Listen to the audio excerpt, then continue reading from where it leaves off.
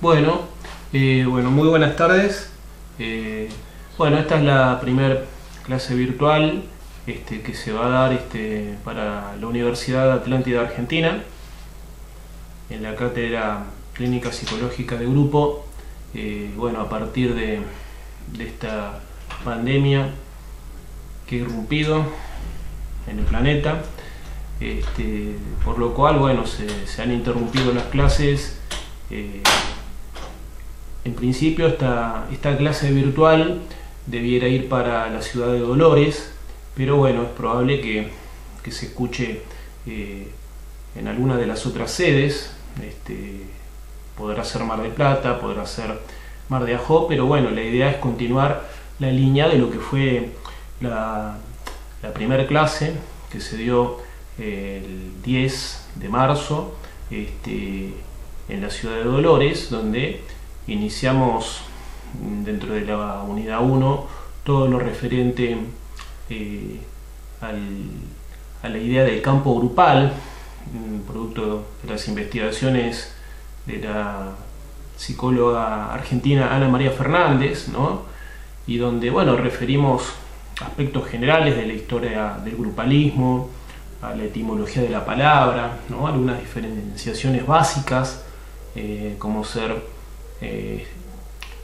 lo que plantea el psicoanalista francés Didier Ansiou, donde en su libro Dinámica de los grupos pequeños estableció diferencias entre muchedumbre, entre banda, entre grupo primario, grupo secundario y agrupamiento. Todo eso estuvimos recorriéndolo, ¿no?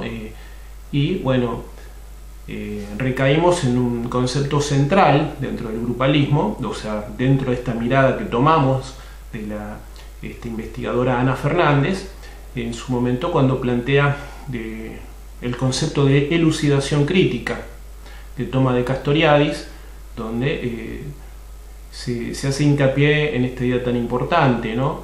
De que elucidar es el trabajo por el cual los seres humanos no solamente tratamos de pensar lo que hacemos, sino fundamentalmente tratar de saber aquello que pensamos. Y en esta aventura de la elucidación habíamos planteado que este estudio del campo grupal, esta referencia a un recorrido histórico por la psicología de los grupos, se dividía en tres grandes momentos epistémicos, ¿no es cierto? Habíamos dicho que la autora de referencia, Ana Fernández, planteaba que la preocupación más que óntica respecto a qué son los grupos, ella se la planteaba como una cuestión epistémica, ¿no? Este estudio, en tanto y en cuanto interesaba más saber cómo se construían los conocimientos, cómo se fueron construyendo históricamente los conocimientos acerca de los grupos, más que referir directamente a qué son los grupos. Habíamos dicho en esa primera clase que más allá de que a Ana Fernández le interesa la cuestión epistémica, a nosotros también nos interesa lo epistémico, pero también nos interesa lo óntico, y en ese sentido vamos a recorrer los autores centrales del grupalismo, ¿no? Tratando de revisar, ¿no? Aspectos de la biografía de los autores, aspectos del contexto institucional, ¿no? De la situación concreta, social, económica, histórica, política, en que tal o cual autor que vamos a ver se encontró para construir los conceptos que lo llevaron justamente a cada uno de los que vamos a ver, a definir los grupos, ¿no? Y lo grupal, ¿no? Y en base a eso llegar a los conceptos teniendo en cuenta la historia del autor, el contexto del autor, ¿no? Y las situaciones que lo llevaron a determinar esos conceptos para hacer avanzar el conocimiento de los grupos. Hoy nos vamos a referir a los aportes de un psicólogo fundamental, que es Kurt Lewin, ¿no? Kurt Lewin nació en Polonia, en la ciudad de Poznań, en el año 1890, más o menos en su infancia, allá por 1905, cuando Lewin tenía 15 años, sus padres se mudan a Berlín, se mudan a Alemania. Lewin es nacido en Polonia, en un pueblo que luego formó parte de Alemania, pero digamos, se formó en Alemania. Por eso muchas veces cuando se lee sobre Lewin se refiere a que es alemán.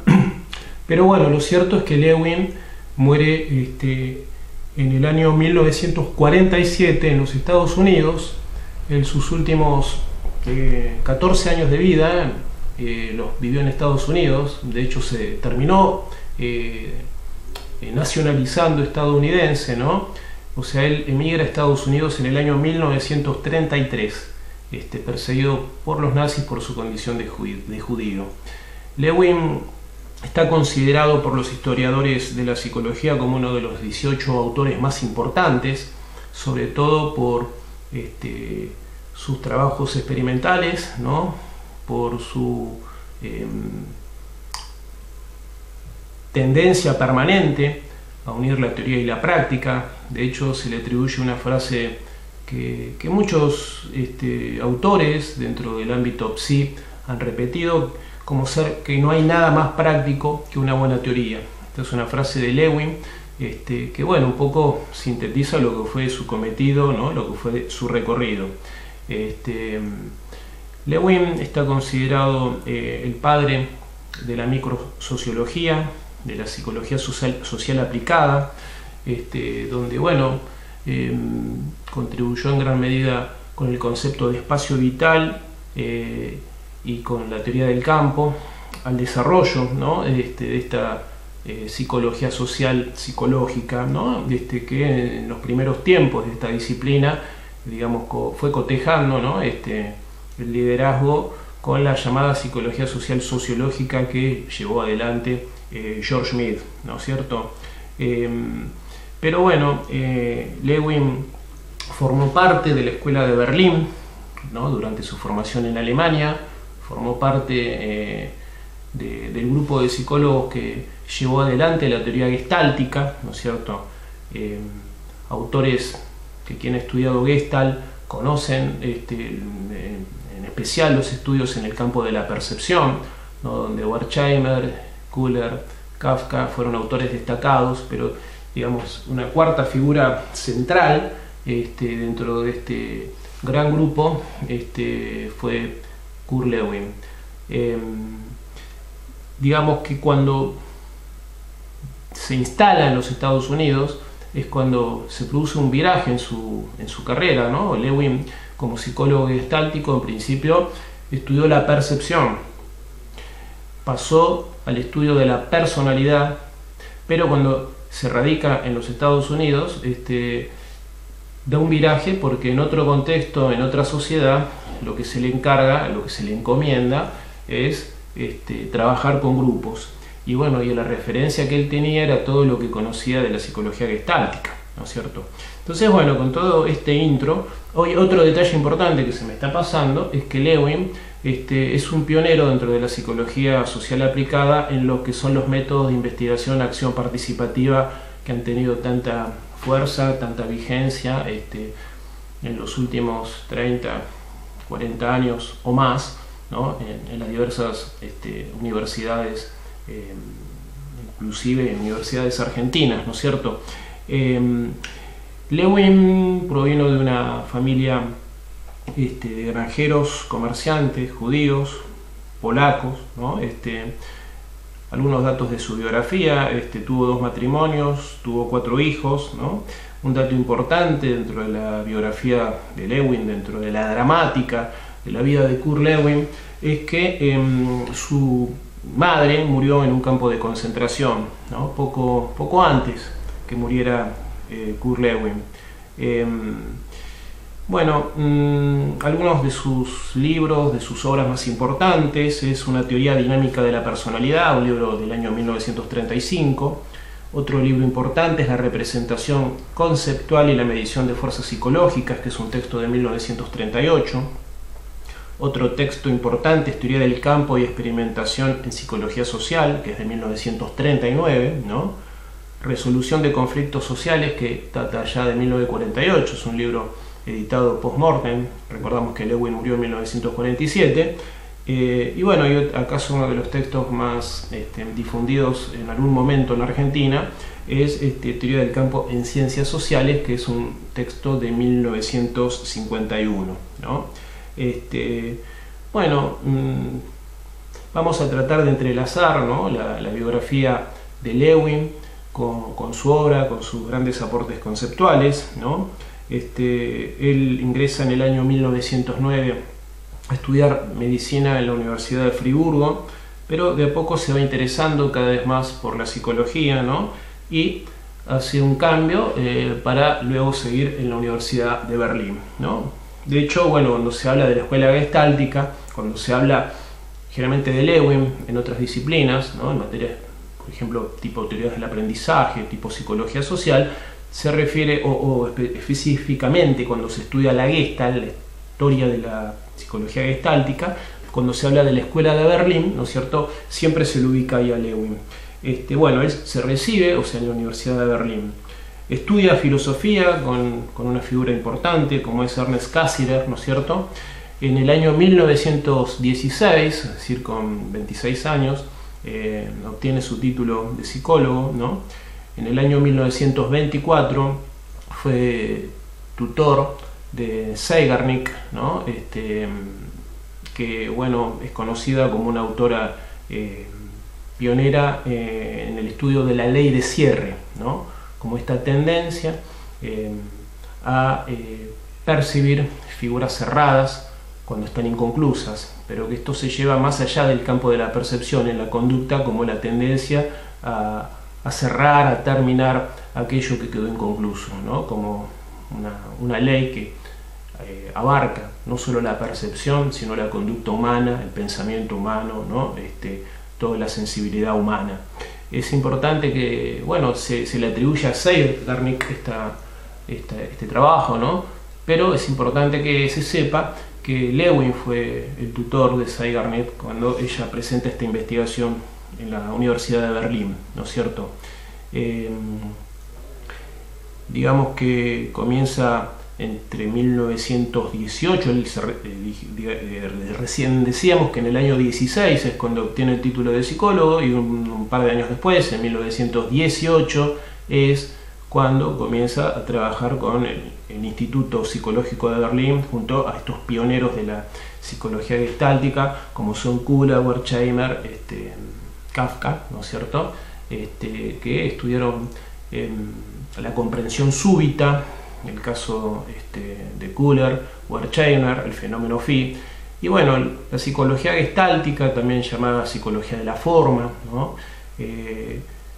es una corriente que surge en Alemania, que parte de un postulado de isomorfismo, donde se considera la tendencia que no está solo en la mente humana, sino en el mundo, en el universo, en la naturaleza, de tender hacia la unidad, de una tendencia hacia la totalidad, ¿no es cierto?, una tendencia hacia la organización, ¿no?, hacia la obtención de formas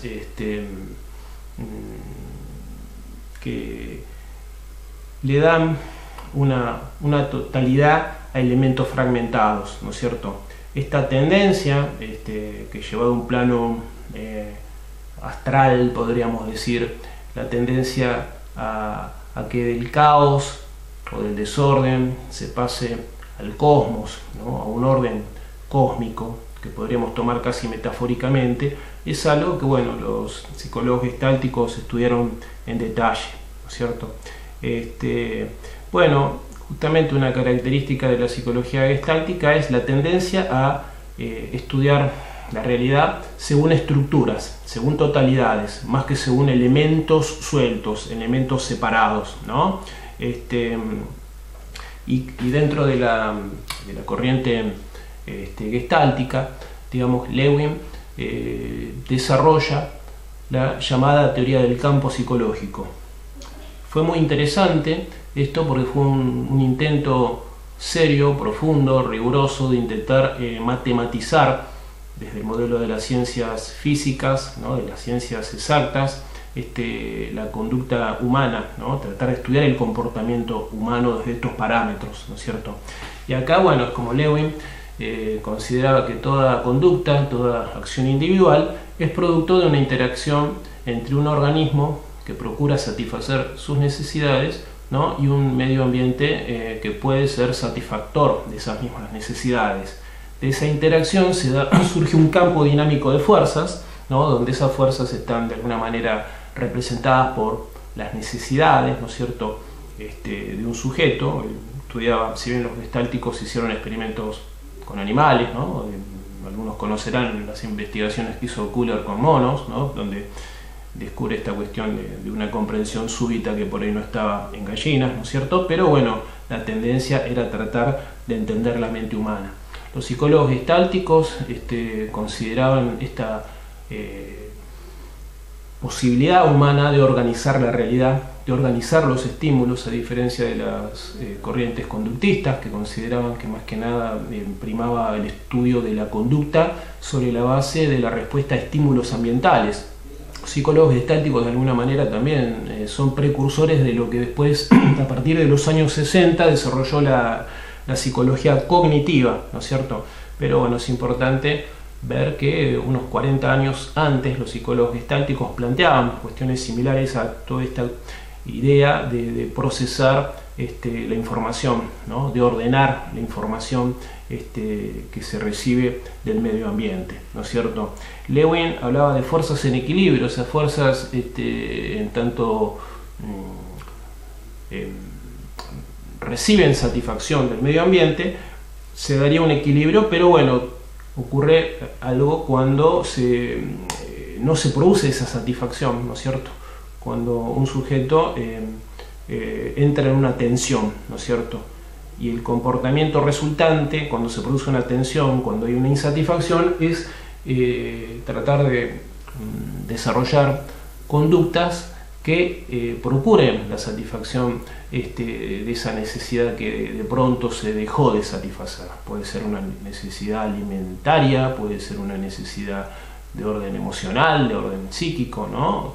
Cuando de pronto, como está ocurriendo ahora con la pandemia, bueno, nuestras necesidades en una sociedad, no me gusta mucho la palabra normal, pero que funciona de una manera estable, donde es común salir a trabajar para obtener el pan de cada día, ¿no? Pero ¿qué ocurre cuando ocurren otros recursos, cuando ocurren circunstancias que obligan por ahí a utilizar otros recursos? Tal vez esto que estamos en este momento experimentando, que estoy compartiendo con quien escuche esta clase, es un ejemplo, ¿no? O sea, tratar de generar otro tipo de conductas que apunten a un nuevo reequilibrio ante la tensión que genera el hecho de no poder dar clases y tener que recurrir a los medios virtuales. Creo que es un ejemplo que viene claro, viene bien para ilustrar esta situación, ¿no es cierto?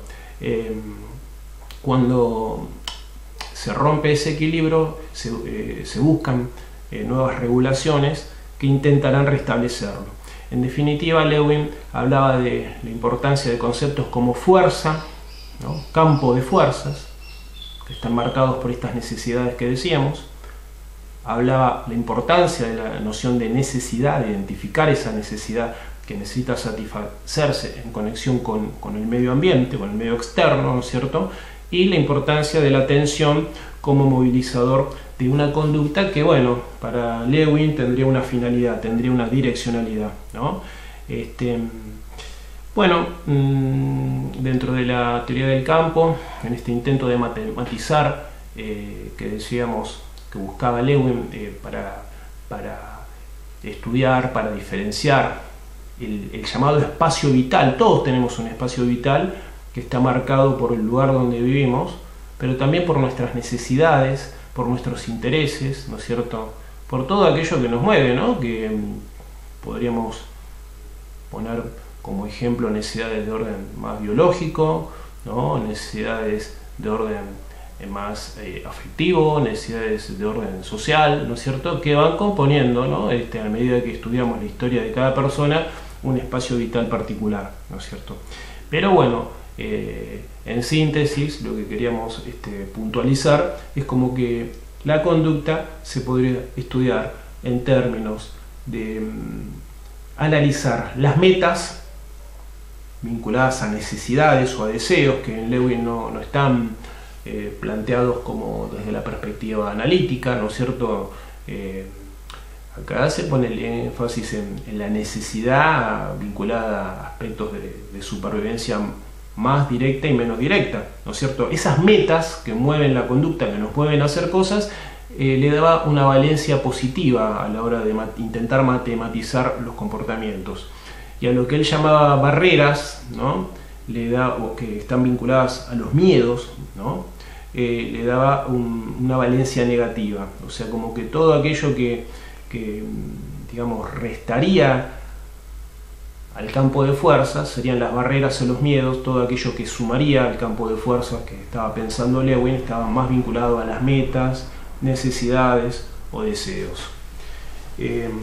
Dentro de las distintas formas de tensión que llegó a estudiar Lewin, bueno, hizo una clasificación de 3 tipos de tensión. Una primera que estaría vinculada a lo que es la interrupción de una determinada actividad, ¿no es cierto? Lo que planteaba acá Lewin es que cuando se interrumpe una actividad, esto produce insatisfacción, ¿no?, y uno tiende a registrar, a recordar, a tener presente aquello que quedó inconcluso. Esto que profundizó su discípula, ¿no? Zeigarnik, es algo que, bueno, en todo momento tuvo en cuenta Lewin dentro de su teoría del campo. Otro nivel de tensión se da por la frustración, cuando algo no nos sale, ¿no?, cuando algo no sale correctamente, lo cual tiende a producir una descarga agresiva o retraimiento. Y había un tercer nivel, ¿no?, de tensión descrita por Lewin, que es la influencia, ¿no?, de los éxitos o de los fracasos, ¿no?, a la hora de evaluar lo que hacemos a la hora de diferenciar o cambiar de estrategia a la hora de desarrollar una conducta determinada, ¿no?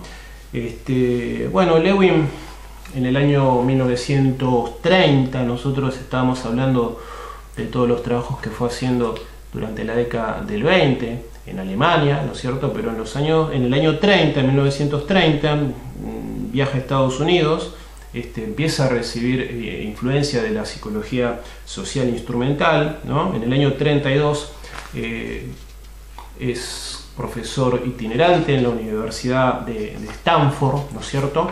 En el año 33, como habíamos adelantado, ya se radica en Estados Unidos, perseguido por los nazis. Desde joven Lewin había participado en movimientos de apoyo a movimientos de liberación femenina o de defensa de los derechos de la mujer, ¿no es cierto?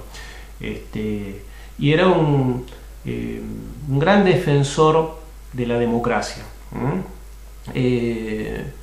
Pero decíamos que, bueno, por su condición de judío se ve obligado, ¿no?, durante la avanzada nazi a instalarse en los Estados Unidos, y allí es donde en la Universidad de Cornell comienza a trabajar en el Departamento de Economía Doméstica, ¿no? Y van dando forma de manera primigenia, digamos, a lo que va a ser la microsociología. En el año 1935 está muy activo, investigando en la Universidad de Iowa sobre distintas formas de brindar bienestar en la crianza de un niño, ¿no? En el año 1938 extiende a los grupos la noción que él ya tenía de campo vital o de campo dinámico. Trabaja con grupos de niños en distintas situaciones prolongadas en el tiempo, ¿no es cierto? Hay ejemplos, esto por ahí lo narra muy bien Anciu en el libro La dinámica de los grupos pequeños, donde trabajó con niños, con maquetas, decorados teatrales, ¿no? distintos subgrupos, padres dando permiso, ¿no?, a los especialistas, a los investigadores, a los monitores psicológicos para que observen las conductas de niños en distintas situaciones.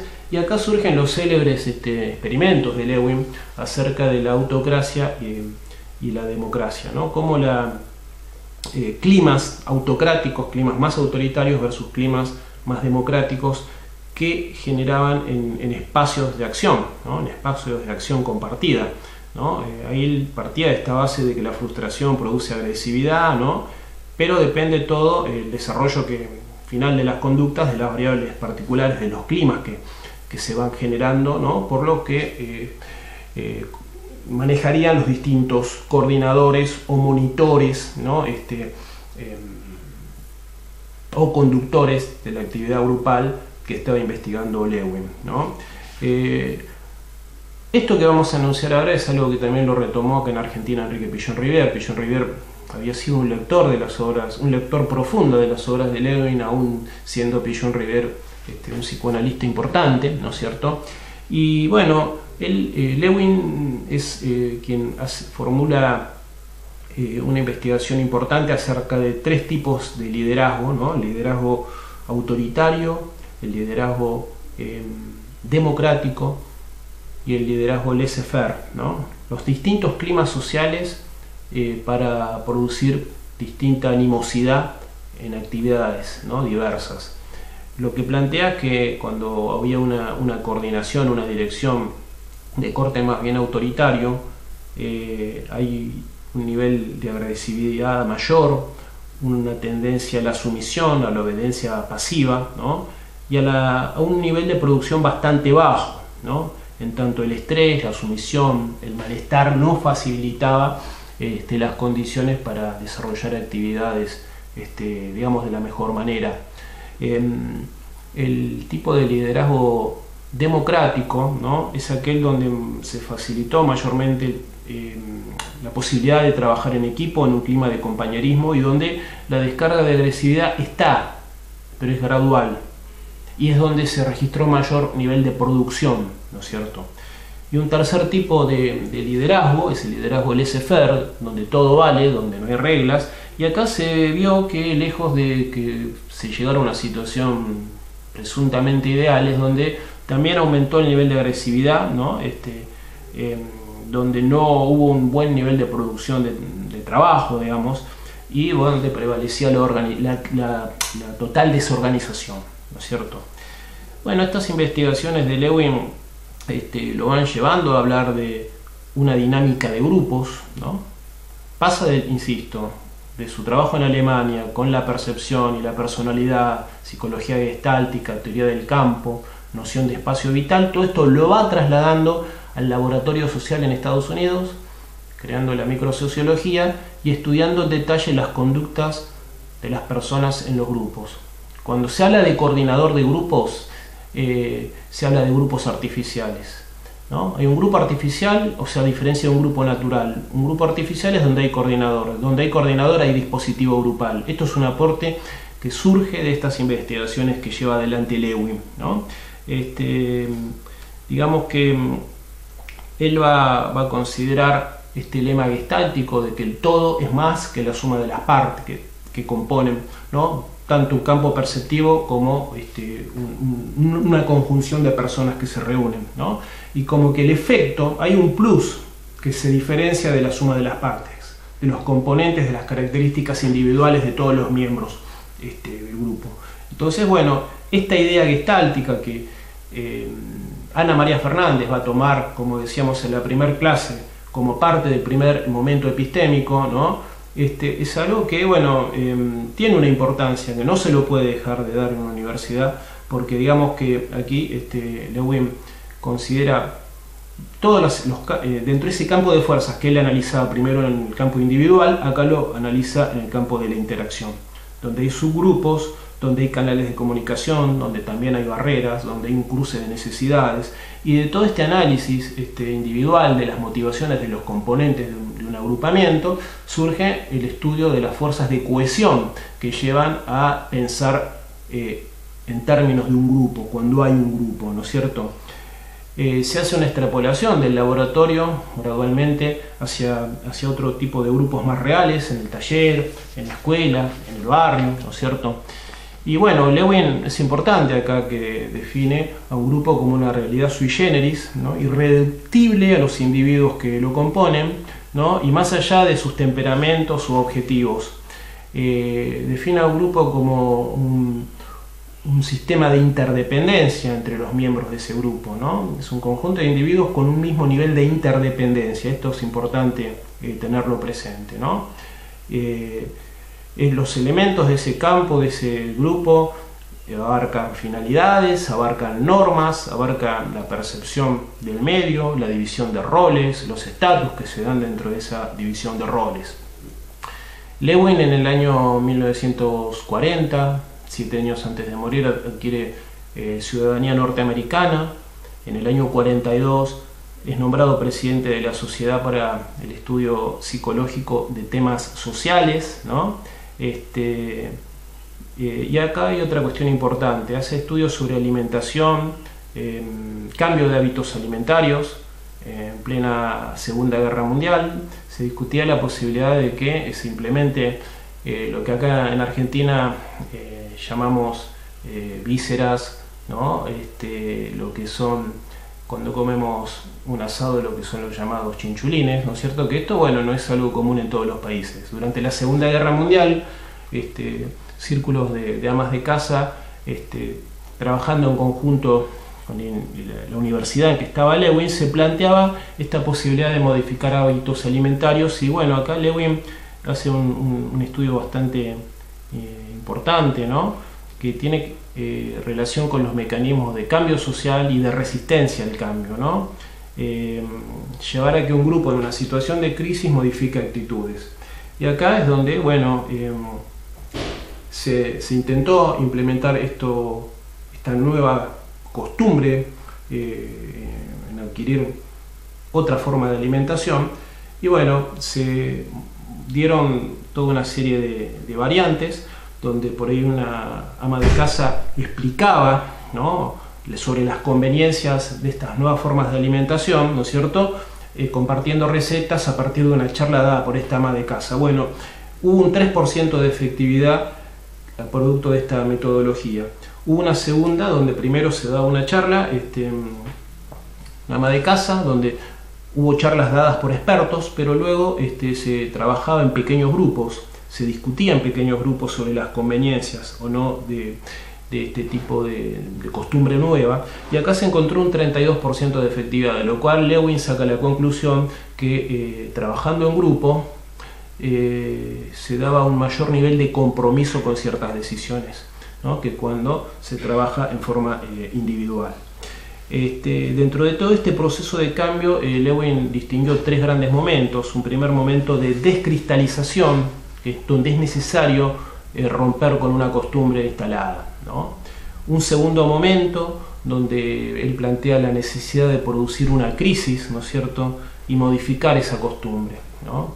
Y un tercer momento donde se intenta consolidar el nuevo equilibrio para que se mantenga.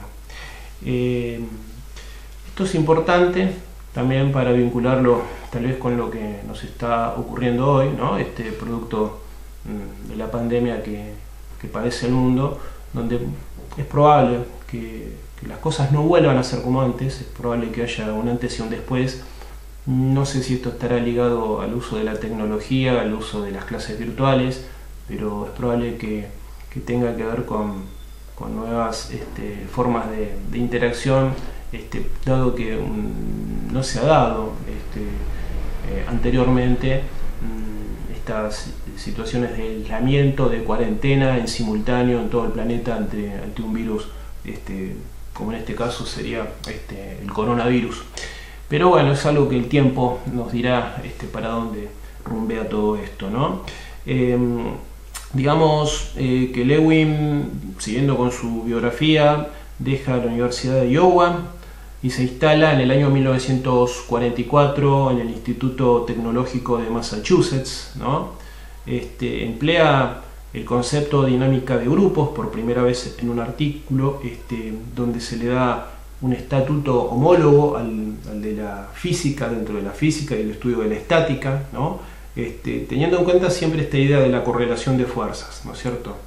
Para que exista un grupo es importante que haya motivación, y la resultante de todas las motivaciones individuales va a dar, o sea, desde la perspectiva de Lewin, una referencia de la cohesión que un coordinador de grupos tendría que poder medir, tendría que poder identificar para orientar a un grupo en una determinada dirección. A diferencia de lo que vamos a ver cuando veamos autores del segundo momento epistémico, vamos a ver que, bueno, autores de este segundo momento epistémico, más influido por la corriente psicoanalítica, donde se plantea más una cuestión de acompañar el autoanálisis dentro de un método justamente analítico donde se procura ser consciente de lo inconsciente, donde hay un rol más cuidadoso, más sigiloso del coordinador. No hay un cuestionamiento de este tipo. Lewin, en tanto, pensaba que el coordinador es alguien que no tendría problemas en direccionar en un sentido la conducta, en proponer actividades, en tener un rol activo, ¿no es cierto? Bueno, en el año 1946 Lewin crea el Centro de Investigación para la Dinámica de Grupos, ¿no? Que es el punto de origen, uno de los puntos de origen del grupo terapéutico, ¿no? Y se realizan toda una serie de estudios sistemáticos sobre temáticas que, digamos, muchos psicoanalistas de grupos van a tomar también. Por lo menos en la Argentina muchas de estas investigaciones las tuvo en cuenta en el desarrollo de la técnica del grupo operativo el doctor Enrique Pillon River. Estudios sobre motivación, estudios sobre cohesión grupal, estudios sobre toma de decisiones, estudios sobre liderazgo, estudios sobre comunicación, estudios sobre fenómenos de resistencia al cambio. Todo esto ha abarcado un poco las investigaciones de Lewin, o mejor dicho, que no es poco. Entonces, bueno, si hacemos un paneo, los conceptos centrales tienen que ver con la idea de totalidad dinámica, ¿no? El todo es más que la suma de las partes, ¿no? Tener en cuenta este lema para estudiar lo grupal. Llegó a diferenciar un yo social, donde hay un yo íntimo, un yo social y un yo público, ¿no es cierto? Habló de un campo social donde el grupo se erige en un marco de referencia del individuo, un medio, ¿no? Un poco respetando los cánones de la teoría del campo, un medio para satisfacer necesidades físicas y sociales, ¿no? Una conjunción de dinamismos que permanentemente van influyendo sobre el individuo como elementos de ese espacio vital del cual forma parte. Y otra cuestión central que no hemos referido es el principio de contemporaneidad, donde Lewin ponía el acento a la hora de explicar la causación de cualquier conducta en el presente. No es que negaba el pasado, como plantean quienes por ahí no lo han leído en profundidad la obra de Lewin, pero él ponía el acento que si el pasado influía en función de la situación inmediata del aquí y ahora, ¿no? Y acá, bueno, todo esto que Lewin marcó con mucha claridad desde la psicología gestáltica lo va a retomar otro gran psicólogo clínico que, digamos, pasó por el psicoanálisis, pero que finalmente contribuyó a la psicoterapia gestáltica, que fue Fritz Perls, ¿no es cierto? Donde ponía principalmente el acento en lo que estaba ocurriendo en el presente, en el aquí y ahora, ¿no? Como lo único que tenemos, ¿no? Más allá de las influencias del pasado que nos puedan marcar, o más allá de las expectativas o temores a futuro que podamos llegar a tener, pero lo único que tenemos es el aquí y ahora, y desde ahí es lo único que podemos hacer para generar cambios, para modificar tendencias, actitudes o conductas, ¿no es cierto? Digamos que, bueno, Lewin muere en el año 1947, en febrero de 1947 en Estados Unidos. Estaba dando entrenamientos profundos para laboratorios sociales, incluso tenía idea de colaborar en la recuperación de sobrevivientes de los campos de concentración, obviamente dolido por la muerte extremadamente dolido. Es curioso, muere un poquito después de la muerte de su madre. Él muere en el 47, su madre había muerto en el año 44. Recordamos, la Segunda Guerra Mundial terminó en el año 45, ¿no es cierto? Y acá, bueno, podríamos cerrar con 4 etapas que señala Lewin, que se tienden a dar en la conformación de un grupo. Hablaba de una etapa de formación, una etapa inicial marcada por la inseguridad y la búsqueda de apoyo en un docente por los miembros del grupo que sea. Una segunda etapa marcada por el conflicto, por las diferencias, donde de alguna manera él recomienda que el docente, el coordinador, tenga un rol más mayormente de mediación, ¿no es cierto? Una tercera etapa que él la denomina de organización, donde se comienza a dar una división de trabajo, donde se consolidan liderazgos, ¿no es cierto?, normas propias, ¿no es cierto?, y especialmente o preferentemente, ¿no?, se busca logro de niveles de cooperación, ¿no es cierto? Y finalmente, a partir de que se llega a esta etapa, se podría pasar a la cuarta, que él llama etapa de interacción, donde, bueno, sobre la base de la solidificación de las etapas anteriores, se comenzaría un proceso de cohesión más firme, ¿no?, de mayor unidad, donde los liderazgos se comparten. Bueno, todo esto, cuando veamos la técnica del grupo operativo de Pillon-Rivero, vamos a ver cómo Pillon esto lo retrabaja, ¿no? Desde conceptos más netamente psicoanalíticos, Pillon hace una bajada y bueno, y toma las investigaciones de Lewin, le da una forma propia, ¿no es cierto? Pero bueno, es un autor que ha marcado al grupalismo, ha marcado a psicoanalistas que, ya sea tomando las investigaciones de Lewin o tomándolas para diferenciarse y para debatir con él, fueron dando forma a toda esta aventura, ¿no?, que es el campo grupal. El campo grupal, habíamos dicho en la primera clase que, bueno, Ana Fernández plantea, lo grupal no son los grupos, lo grupal abarca conceptos, abarca teorías, abarca sistemas de pensamientos. Los grupos son la vivencia en sí, de trabajar con otros, ¿no es cierto? Pero dentro del campo grupal no podemos dejar de lado las investigaciones de este autor tan importante, ¿no?, que, bueno, se dedicó a observar determinadas condiciones, con determinadas poblaciones, en condiciones sistemáticas, a observar lo que se repetía, a trabajar con estadísticas, a trabajar en laboratorios, a trabajar en barrios, a trabajar en escuelas, a trabajar en ámbitos fundamentalmente de trabajo, en ámbitos de producción, en ámbitos de empresas, y fue producto, bueno, del cambio que tuvo que hacer a partir del año 33. En el año 33 Lewin emigra a Estados Unidos con 43 años.